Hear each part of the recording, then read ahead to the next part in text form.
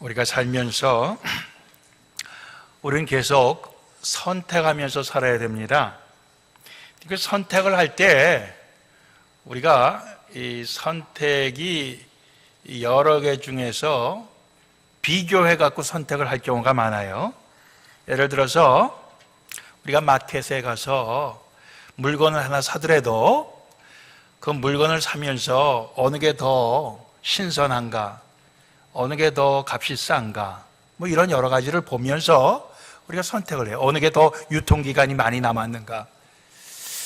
뭐 그냥 턱 아무거나 손에 잡히는 대로 보고 사는 사람도 있지만은, 그러나 저의 경우는 미국 와갖고 마켓에 캐셔로 한 2년을 일을 했어요.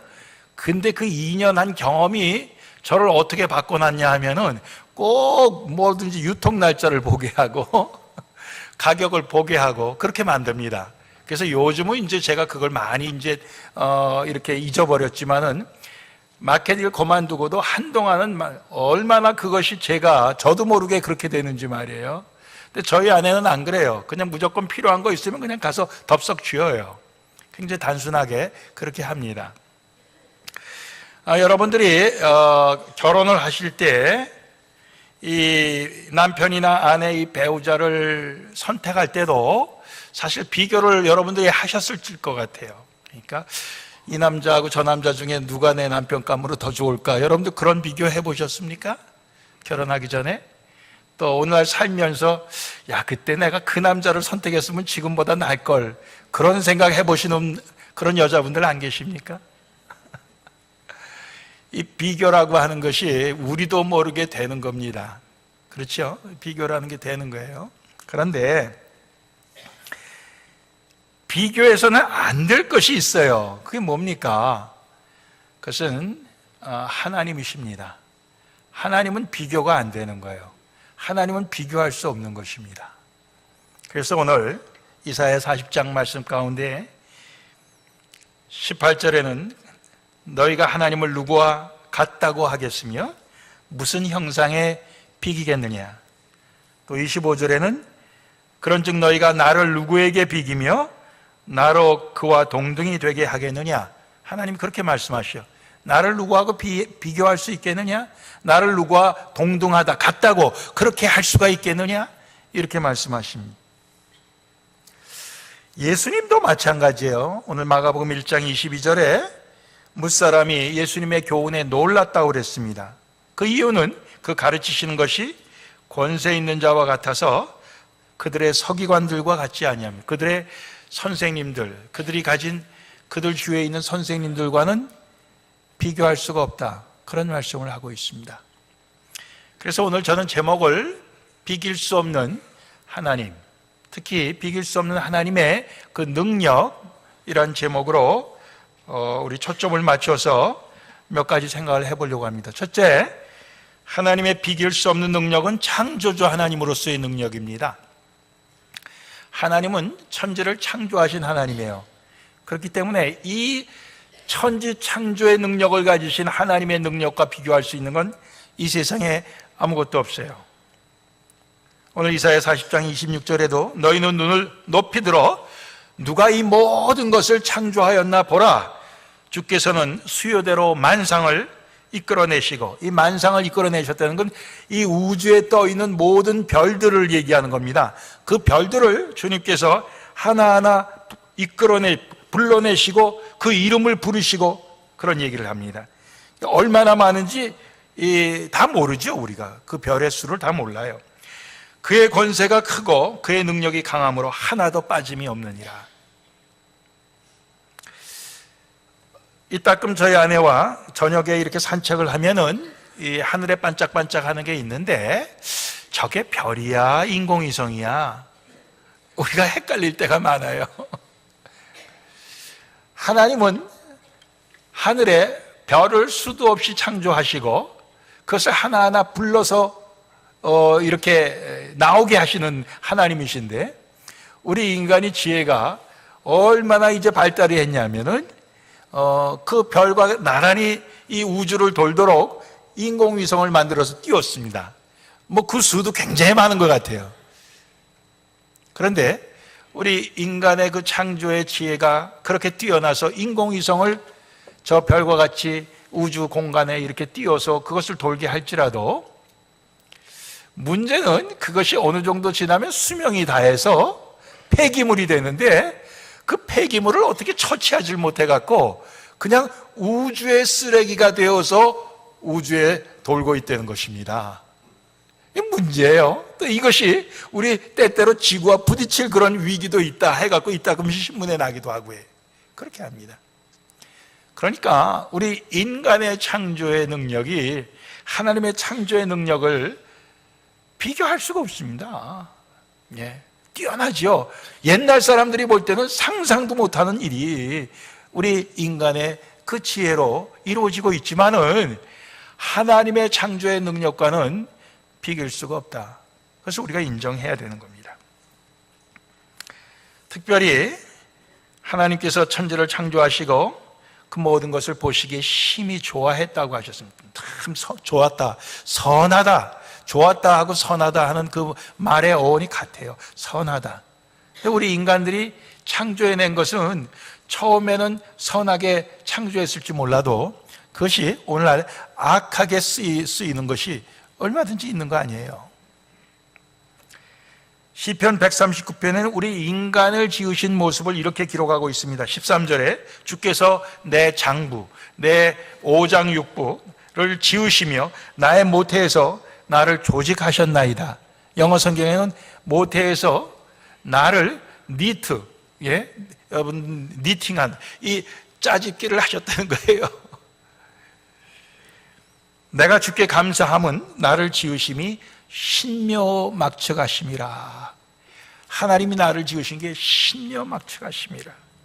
그렇게 하나님의 창조의 능력을 찬양을 하고 있습니다. 하나님의 창조의 능력을 우린 다른 이 세상의 어느 능력과도 비교할 수 없습니다. 두 번째로는 하나님의 그 능력은 심판자로서의 능력이 있습니다.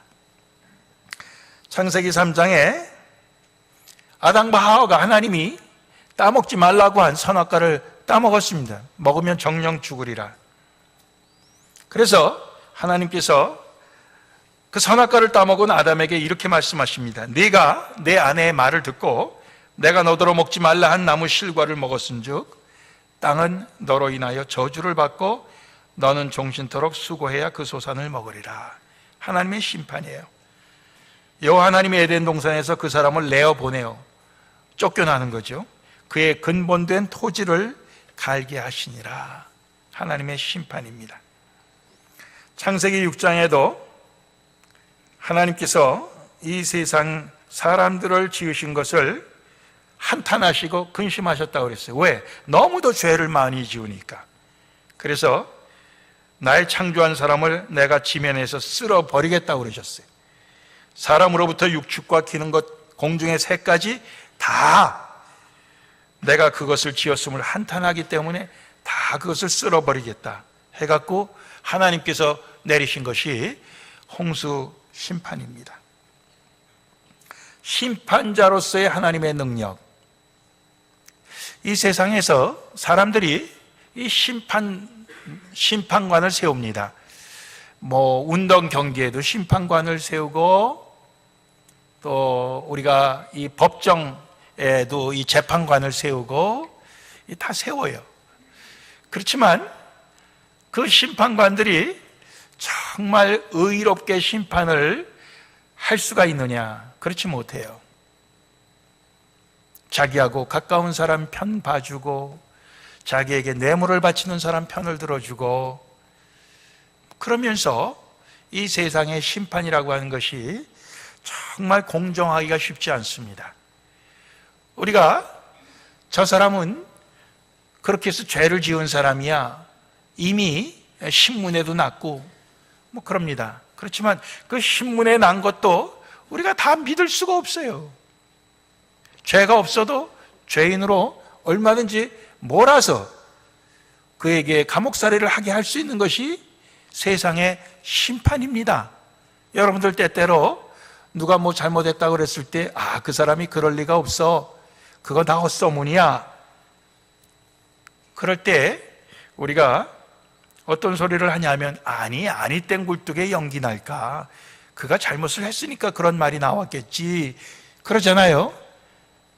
그런데 안 그렇습니다. 이 굴뚝에 그 사람이 불을 안 떼도 연기가 나요. 예.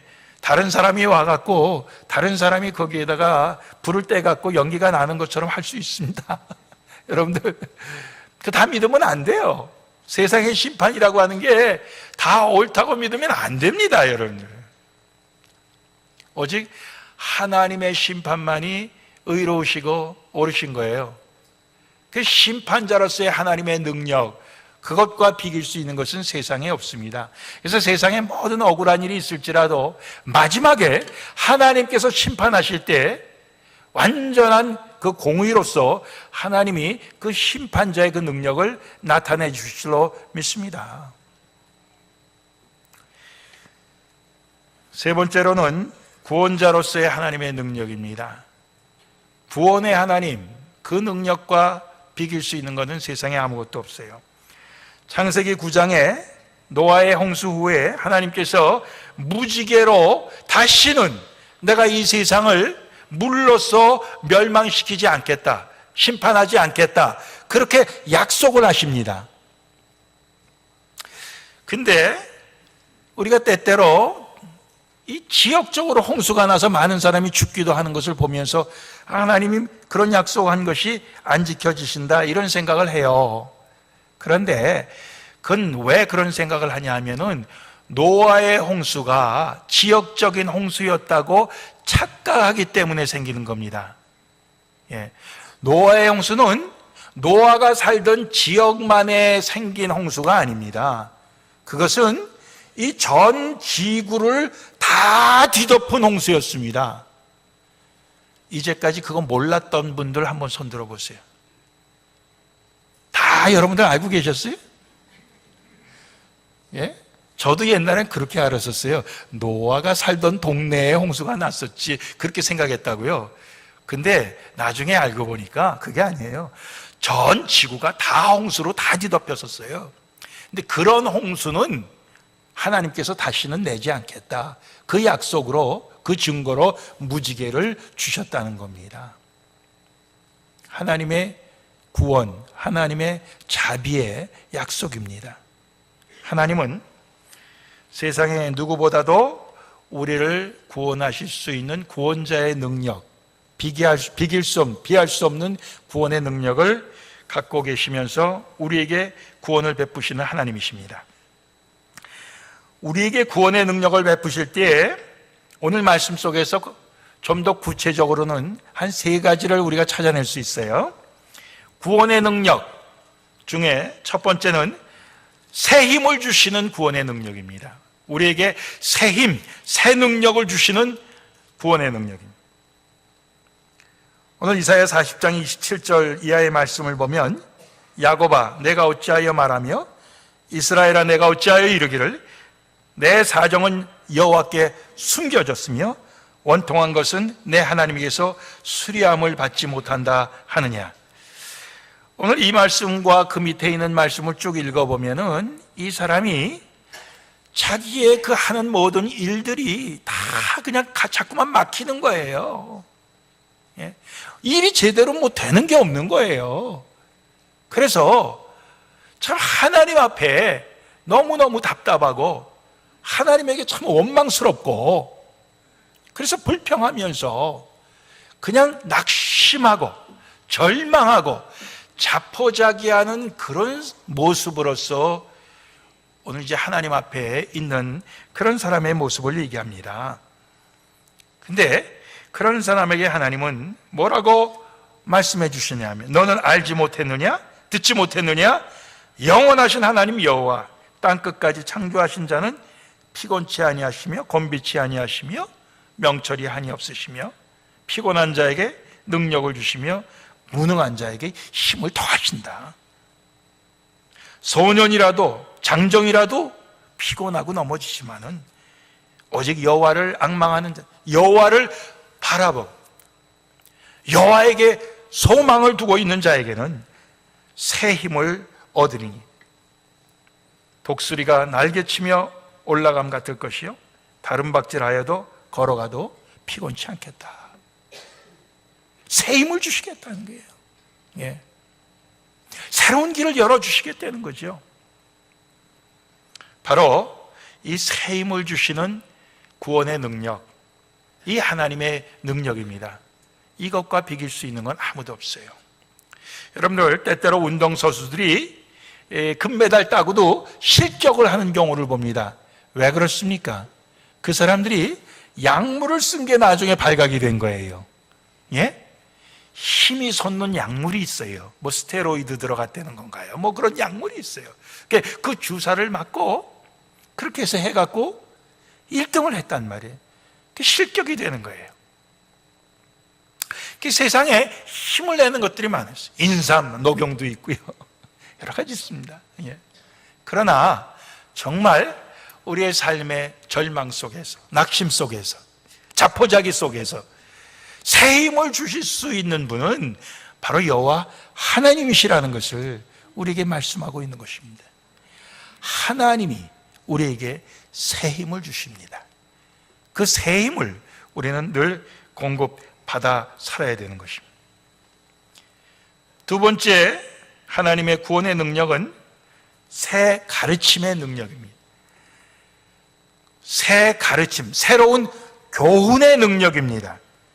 이 새로운 가르침, 새로운 교훈은 권세가 있다고 그랬습니다. 마가복음 오늘 1장 21절 이하에 보면 예수님께서 가버나움에 가셨어요. 거기에서 안식일 날 회당에 들어가셨습니다. 그래서 거기서 가르칠 때 사람들이 예수님의 그 가르침에 놀랐습니다. 그러면서 그들이 하는 이야기가 이 가르침은 정말 권세가 있다. 우리 가운데 있는 선생님들, 서기관들, 우리 가운데 주변에 있는 선생님들의 가르침과는 전혀 다르구나. 그거하고는 비교할 수가 없구나. 이런 감탄을 사람들이 했던 것입니다. 구체적으로 어떤 교훈을 예수님께서 했냐 하는 것은 여기에 나오지 않지만은 우리가 예수님의 산상수훈만, 마태복음 5장, 6장, 7장에 나오는 산상수훈만 보더라도 너무나 귀한 말씀들이에요. 자기 선생님들은 늘 이것 해라 저것 하지 말라 율법의 근거에서 말씀을 해주시는데 그 율법의 근거에서 말씀해 주시는 것은 대부분 우리를 계속해서 죄인으로 몰아가고 우리를 쪼그라들게 합니다. 예. 우리로서 죄인으로서 우리의 숨도 제대로 쉬지 못하게 하는데 끝이고 말지요. 그러나 예수님의 그 교훈은 그 죄를 해결해 주시고 그 죄를 떠나게 해 주시고 이제 의를 행할 수 있는 능력을 주시는 가르침이신 줄로 믿습니다. 그래서 그것이 새 교훈이에요. 권세가 있어요. 세상에 있는 어떤 가르침과도 비길 수가 없는 것입니다. 그 증거로 그 회당에 그 사람들, 앉은 사람들 가운데 더러운 귀신 들린 사람이 있었다고 그랬어요. 그 사람이 예수를 하나님의 거룩한 자, 즉 하나님이 보내신 하나님의 아들로 알아보고 큰 소리를 지릅니다. 나사렛 예수여, 우리가 당신과 무슨 상관이 있나이까? 우리를 멸하러 왔나이까? 나는 당신이 누군 줄 압니다. 하나님의 거룩한 자입니다. 이렇게 외쳐요. 예수님께서 그를 꾸짖어 잠잠하고 그 사람에게서 나와라 명하실 때 그 귀신이 나오게 됩니다. 사람들이 그것을 보고 이 사람이 도대체 누구길래 더러운 귀신도 그의 말에 순종하는가? 정말 권세가 있는 새 교훈이로다. 이렇게 사람들이 감탄을 한 것입니다. 예수님의 가르침이 권세 있는 새 교훈이라고 하는 증거를 바로 그 자리에 함께 있던 더러운 귀신 들린 자를 깨끗게 해주심으로 주님께서는 또 한 번 증거하신 것입니다. 오늘 우리도 어떻게 보면 이 세상에 살면서 이런저런 여러 가지 교훈을 받아서 그 교훈 속에서 우리의 스스로 그것을 잘 정리해 보면서 살아가려고 할지라도 사실은 혼란과 혼동 속에서 우리가 살아가는 게 우리 인간들인 줄로 압니다. 그리고 더러운 귀신이 정말 우리 가운데 하나도 없다 이렇게 말하기 어려울 정도로 우리는 어쩌면은 부분적으로 더러운 귀신이 우리 가운데 작용을 하고 우리를 조종을 하고 그렇게 해서 우리로 하여금 정말 온전한 자유, 참 자유, 그런 것을 누리지 못하게 우리를 붙잡아매는 그런 것들이 있어요. 주님께로 나오는데 나오지 못하게 막는 것이 있고, 그렇죠? 선한 일을 하려고 하는데 그것을 하지 못하도록 막고 그것을 올가매는 그런 더러운 귀신의 그 더러운 악령의 그 역사가 사실은 그 회당 안에 앉아있는 사람에게도 있었듯이 오늘 우리가 예배드리는 이 자리에 앉아있는 우리 가운데도 어떻게 보면 부분적으로 우리에게도 있을 수 있다 이런 생각을 해봅니다. 근데 그럴 때 우리가 오직 예수님의 새로운 가르침만이 권세가 있어서 우리를 참 자유케 하시고 우리를 회복시켜 주시는 그런 주님의 능력을 우리에게 주신다. 이걸 우리가 믿어야 돼요. 그렇죠? 주님의 가르침에 우리가 귀를 기울일 수 있어야 된다는 것입니다. 주의 말씀에 우리는 귀를 기울여야 된다는 것이죠. 세 번째로 모든 병을 고쳐주시는 능력이 우리 주님의 구원의 능력입니다. 예수님의 소문이 점점 퍼져서 베드로의 집에 들어가서 베드로의 장모의 열병이 들린 것을 고쳐주게 됩니다. 그럴 때 그 열병에서 나온 베드로의 장모가 곧바로 예수님께 수종을 들었다고 그랬어요. 그리고 그 소문은 그 온 마을에 퍼져서 해질 무렵 되니까 온 마을 사람들이 다 그 집 앞에 다 모였다고 그랬습니다. 그래갖고 그 가운데 각색 병든 자와 각색 더러운 귀신 들린 자들이 다 예수님 앞에서 고침을 받는 그런 장면을 우리에게 보여주고 있습니다. 모든 병을 고쳐주시는 능력이 우리 주님께 있음을 우리가 믿습니다. 금년 들어서 참 힘들고 또 아픈 교우들이 부쩍 연초부터 많이 생겼어요. 이럴 때 주님을 의지하고 주님께 기도로 매달리는 것이 그 어려움을 당하고 아픔을 당한 그 본인들의 그들만의 몫이냐, 그것은 아니라고 생각합니다. 그들의 어려움과 그들의 아픔에 우리가 동참하는 것이 주 안에서 우리가 사랑하는 길이라고 믿습니다. 그들을 위해 주님께 또 중보의 기도를 드리는 것이 우리의 몫이라고 생각합니다. 비길 수 없는 구원의 능력을 가지신 우리 주님께 구원해달라고 기도하는 것이 우리 모두의 몫이라고 믿습니다. 여러분들, 우리가 늘 그렇게 기도할 때 주님의 그 능력, 비길 수 없는 능력을 우리는 늘 공급받고 또 늘 경험하며 그렇게 우리가 살아갈 수 있는 것이 되는 거죠. 그런 것을 늘 우리의 생활화하면서 살아야 우리의 주님과의 그 관계가 보다 신뢰하는 생생한 관계가 될 수 있다고 믿습니다. 이 신뢰, 믿는 관계, 이 신뢰라고 하는 것이 우리에게 있어서 얼마나 큰 힘을 발휘하는지 모릅니다. 여러분들 신뢰하지 않으면은 그저 우리의 감정에 따라서 판단할 수밖에 없어요. 그래서 좋을 때는 간을 빼내줄 것 같이 좋아하다가 또 싫을 때는 또 형편없이 그냥 인정사정 없이 돌아서는 그러한 것이 대부분 신뢰를 바탕으로 되지 아니할 때 그렇게 되는 거 아니겠습니까? 그런데 우리가 비길 수 없는 하나님의 능력, 창조주 하나님의 능력, 심판주 하나님의 능력 뿐만 아니라 우리를 긍휼히 여기셔서 우리에게 베풀어 주신 구원의 하나님의 그 능력을 우리가 신뢰하면서 살아야 된다고 생각합니다. 신뢰하면서 살 때에 주님께서는 우리에게 그 구원의 능력을 우리에게 필요한 이상으로 그저 한없이 우리에게 주시는 줄로 믿습니다.